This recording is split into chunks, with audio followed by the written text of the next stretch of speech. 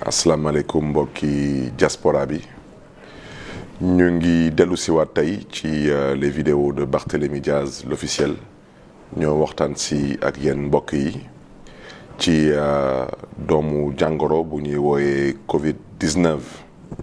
ak fuñ ci tollu ak lu ñu fas yéene def ci fan yi ñëw nii bu ci njëkk mooy masawu ñëpp ci nattu bi di jaajëfee nag tout le corps médical autorité sanitaire yi particulièrement ak autorité administrative yu nga xam ne ni ñu ngi def seen kéemtalaay kàttan pour mën a xeex doomu jàngoro boobu di Covid-19 mbokk yi nag tey moom du ma wax ci waxu denrée alimentaire du ma wax ci waxu koppar du ma wax ci ay waxu bon Auchan kooku dinaa si delluwaat le moment venu dinañ ci waxaat fu ñu tollu tey nii mooy ñoo waxtaan ak mbokk yi ci gravité ou situation bi surtout fii au niveau de la commune de Mermoz Sacré-Cœur bugguma woon teel a wax parce que ma jàpp ne woon ni que ministère de la santé ñu ngi def liggéey bu jéggi dayoo te ñu ngi ci féliciter tout le personnel du ministère de la santé di ci jiital seen kilifa le ministre de la santé et de l'action sociale monsieur Abdoulaye Diouf Sarr di ko jaajëfee fii ci commune yu Mermoz Sacré-Cœur nag may biiralaat wax ci dañu bëgg mbokk yi ñu gën a góorgóorlu ci taxawaay bi ñu gën a def seen kéemtalaay kàttan pour xeex lu fi nekk à la date du 23 avril 2020 commune de Mermoz Sacré-Cœur dafa bokk ci fu ñuy wooye Dakar Ouest cas yu nga xam ne nii nekk kon na fi ci commune bi yàlla nag def ci sutura ba crise bi commencé ba tey daanaka lu tollu ci 10 personnes infecté nañu du Covid-19 dans la commune de Mermoz Sacré-Cœur fii biir Mermoz lu tollu ci juróomi doomu aadama la yàlla nattu ñu amoon doomu jàngoro bu ñuy woowee Covid-19 yàlla def ci sutura juróom ñett ñooñu yëpp wér nañu ba génn hôpital delluwaat seen kër ci cité Kër Gorgui amoon na ñetti doomu aadama yu yàlla tegoon nattu boobu yàlla teggil leen nattu boobu ñibbi nañ tamit seen kër ci Sacré-Cœur nag yàlla defoon mu am ñaari nit yu yàlla nattu woon ak doomu jàngoro boobu yàlla def kenn ki wér na delluwaat na këram keneen ki mi ngi ci hôpital ba tey te ñu ngi koy ñaanal yàlla suturaal ko yàlla may ko jàmm mu mën a delluwaat ci njabootam su ngeen gisee loolu ma koy wax parce que ñu bëri ñu ngi dëkk fii ci commune de Mermoz Sacré-Cœur di fi yeewu ñu foog ne ni doomu jàngoro bu ñuy woowee Covid-19 nekku fi mi ngi fi nag mi ngi fii te mi ngi ci gox yépp kon nag ñu ngi ñaaxaat mbokk yi na ngeen téye seen doom yi parce que xale yi dañ leen di woowee des porteurs sains daanaka du ñu am ay symptômes wante dañuy dëkk di génn di fo toute la journée ñoom suñu duggee nag seen kër yi ñoom ñoo mën a wàll seen ay wójur ñoom ñoo mën a wàll seen ay maam ñoom ñoo mën a wàll tamit seen dëkkandoor yi donc confinement bu leen di état di ñaax yéen mbokki commune de Mermoz Sacré-Cœur ñu ngi leen di ñaan ci yar ak teggin ci jàmm ak salaam wante tamit ci tiitange ak jaaxle tey leen seen doom yi école amul jumaa yi jàkka yi ak église yi tëj nañ leen wax dëgg yàlla xale yi ñu ngi ci kër yi nañu toog ci kër yi ndax ñu mën a dimbali le personnel sanitaire cette crise est assez sérieuse yàlla ngi ci def sutura ba tey wante kenn xamul ëllëg nu muy tëddee moo tax mbokk yi ñu leen di ñaaxaat respecté leen confinement bi moo tax ñun ñii conseil municipal de Mermoz Sacré-Cœur ñu def ci effort génn ay koppoor yu takku jëbbal leen ko ci ay denrées alimentaires daanaka ci ay dund ndax nit ñi mën a toog seen kër yi dëgg la naam doyul wante tamit ñu ngi xaar ndimbal bu jóge tamit ci état jébbal leen ko tamit di ci jaajëfe tamit le gouvernement du Sénégal ci initiative boobu te wax naa ko tamit conseil municipal de Mermoz Sacré-Cœur du yem ci loolu kese su ñu paree ak ndimbalu état am na ay secours koppar yu conseil municipal du Mermoz Sacré-Cœur di jébbal askanu gox gi suñ ci paree tamit dinañ tamit jébbal askanu gox gi ay bons Auchan loolu yëpp pour nit ñi mën a toog seen kër yi su ngeen gisee ma insister parce que ku leen waxoon Mermoz Sacré-Cœur amoon na 10 cas du ngeen ko gëm kon ci 10 cas yooyu daal wax dëgg yàlla ñu ngi dolliwaat di santaat yàlla bu baax a baax di jaajëfee nag le corps médical du Sénégal yàlla na leen yàlla fay seen taxawaay seen yéene ak seen pasteef parce que ci 10 cas yooyu daanaka juróom-ñeenti nit yàlla def na ci sutura ba ñu génn hôpital delluwaat ci seen njaboot yi mu des fa kenn rek ci hôpital bi te am nañ yaakaar tamit dina ñibbi delluwaat ci njabootam mbokk yi moo tax ci semaine buy ñëw nii mercredi le 29 avril incha allah dinaa jël benn arrêté municipal le port du masque sera obligatoire dans toute la commune de Mermoz Sacré-Cœur góor ak jigéen mag ak ndaw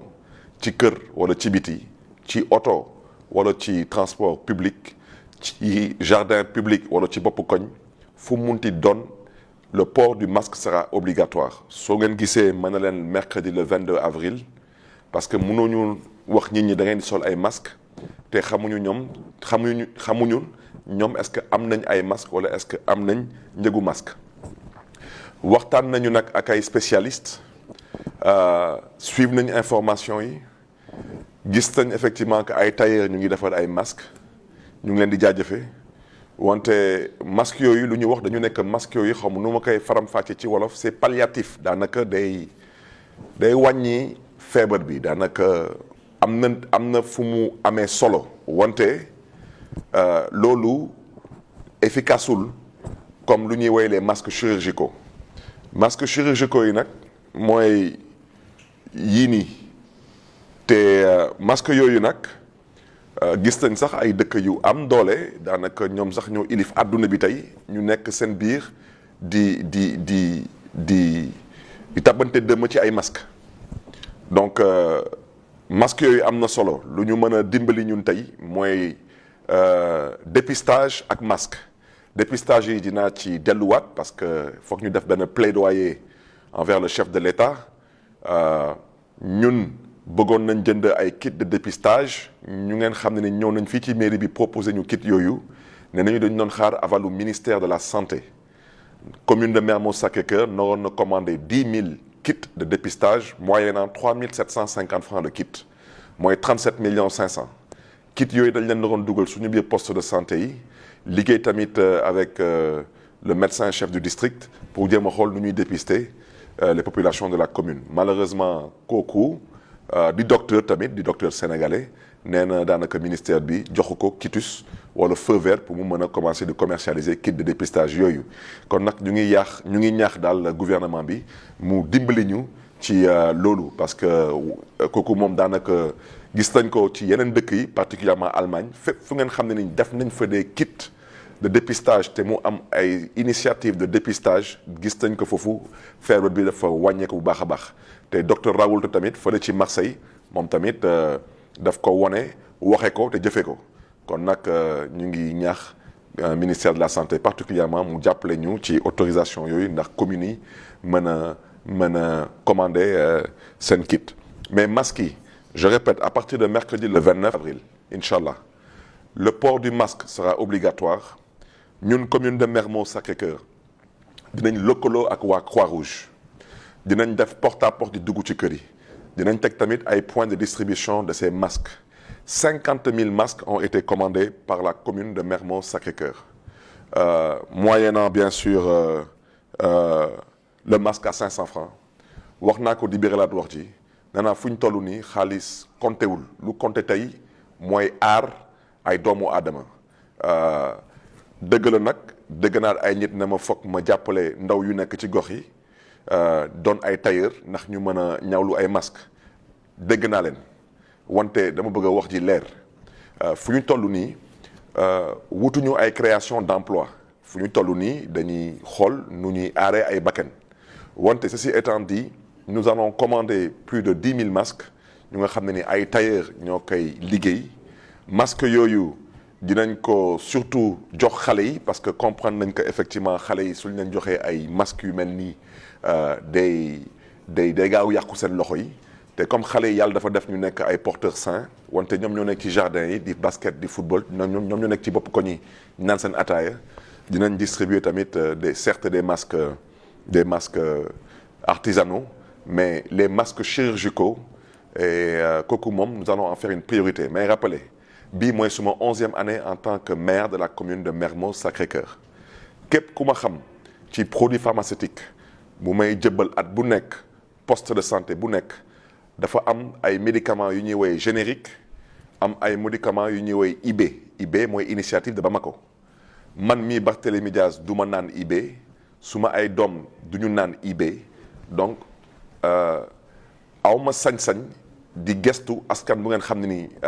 ñoo ma fal am ci man yaakaar ma leen di jëbbal IB te waa poste de santé yi ñu ngi may dégg at bu nekk ay générique yu takku lay jënd tekku seen loxo parce que moom laa yéene suma askan parce que dama am yaakaar ne que suma askan lu baax la ñu namm kon nag mbokk yi ngeen may ma nag ma def un plaidoyer particulier à monsieur Macky Sall tudduma ko nag crise bi bu mu amee ba tey ñu ngi koy jaajëfee di ko ñaax nag commune yi y en a 554 commune de Mermoz Sacré-Cœur mën na am 25 millions bu muy jëndee ay masques chirurgicaux pour 50 000 wante commune ñu ko fi am bëriwul te képp ku sa xam-xam màcc xam nga ne que lii mooy masque bu baax bi bu ci des ñàkk pexe la wante bii mooy xel bii mooy lu baax te situation bi bugguma ci sori parce que je ne suis pas habilité à parler de la situation du district wante sénégalais yi suñu gisee chiffres yu may gis seen xel dina tey moo tax président Macky Sall heure bu muy wax ak yow nii gouvernement français décidé na chaque jour bu yàlla di sàkk ci crise bi day jëbbal au personnel médical 500 000 masques parce que nit ki balaa nga ne naam ne fa xeex bi am na solo joxe ndimbal bi ci ay dund am na solo wante foog ñi ñi def mën a fagaru moo tax ma lay ñaax ci yar ak teggin na état Sénégal góorgóorlu wut ay masques dugal ko Sénégal bu ci des même masque yuy mairie bi di commandé à 500 francs le masque dafa cher masque bi dañ ci noonu góorgóorlu bu mu fay douane bu muy dugg te tamit na état tamit taxaw ba nga xam ne ñu nekk ci commune bi di bëgg a spéculer ci masque yi état bi mën leen won boppam ndax ñu xam ne ni que fu jamono toll nii liggéey xaalis taxu ñu jóg lu ñu tax a jóg mooy aar ay bakkan mbokk yi fu may daanale nag di ñaaxaat encore askanu Mermoz Sacré-Cœur nañu góorgóorlu ci couvre-feu bi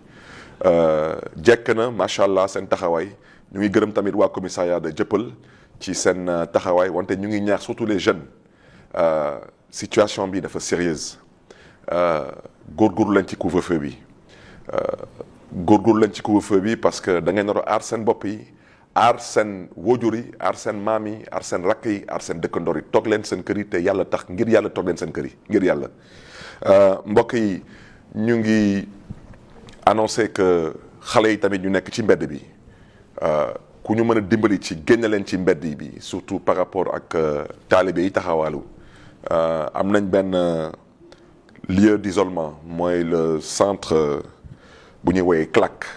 mooy centre socio-culturel bu Sacré-Cœur 1 foofu lu ñu bëgg a yóbbu xale yi te man mii semaine bi dinaa fa dem dinaa fa yóbbu ay denrées alimentaires ndox ceeb suukar ak lépp lu xale yooyu soxla ndax ñu bàyyi mbedd bi toog ci centre de socio-culturel boobu di ci gërëm di ci sant bu baax a baax madame le maire de Dakar Soham El Wardini bu ngeen xam ne ni moom moo ci mbaaxam daal di jël le CLAC Sacré-Cœur 1 teg ko à la disposition des enfants de la rue ndax ñu mën leen fa génnee bu ci des tamit mooy ci commune Mermoz Sacré-Cœur amul hôtel wante dinañ wut tamit benn centre bu ngeen xam ne dinañ fa teg ay lal dinañ fa teg ay télé dinañ fa teg lépp lu ñu fa nar a teg ba ngeen xam ne ni bépp doomu gox gi bu ngeen xam ne ni dañu am xel ñaar que am nga wala amoo doomu jàngoro boobu ñu mën la fa confiner ci quarantaine ndax nga bañ a doon menace ci sa dëkkandoor ci sa mbokk yi ak tamit ci sa bopp. lu may wax dafa am solo parce que tey fii biir Mermoz Sacré-Cœur bëgguma tudd tur parce que amul solo wante ñu may waxal xam nañ seen bopp te ku may waxal tamit xam na boppam parce que jëbbal naa fa nit te dama bëgg lu mu def na ci delluwaat parce que kooku day diriger benn société boobu mi ngi ci VDN.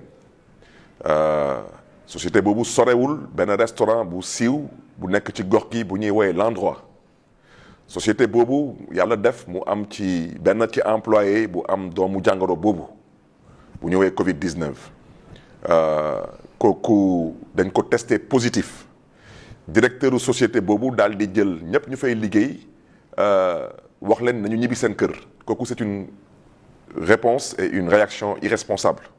parce que am ngeen ay numéro de téléphone yu ñu leen jox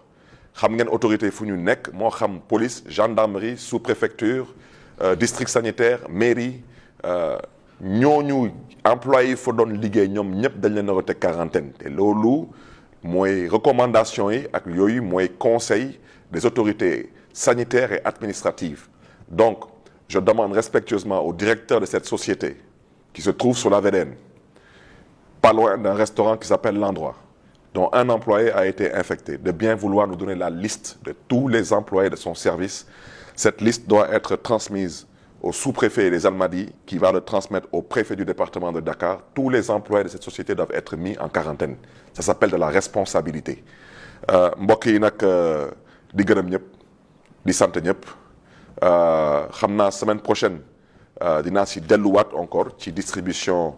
de masques yooyu dinañ ci ànd avec la Croix-Rouge te poste yu ngeen xam ne day nekk ay poste de distribution de ces masques ci poste bu nekk dina fa am ay thermoflash dinañ fa jël température yi dinañ def lépp lu ñu mën a def daal pour ànd ak autorités yi ngeen xam ne ñu ngi xeex doomu jàngoro boobu pour que doomu jàngoro boobu bañ a am fii surtout bu bañ a law fii biir commune de Mermoz Sacré-Cœur en particulier kon nag ñu ngi ñaanal ñëpp yàlla nañu yàlla dimbali yàlla na yàlla xeeb dolli yokk sutura bi di ñaan tamit yàlla nañu yàlla teggil nattu bi te mbokk yi ngeen xam ne ni yàlla def ñu ngi bitim réew suñu xel yépp ngi ci yéen yàlla na leen yàlla aar yàlla na leen yàlla jàppale yàlla na leen yàlla kattanal jërë ngeen jëf mbokk yi wasalaam.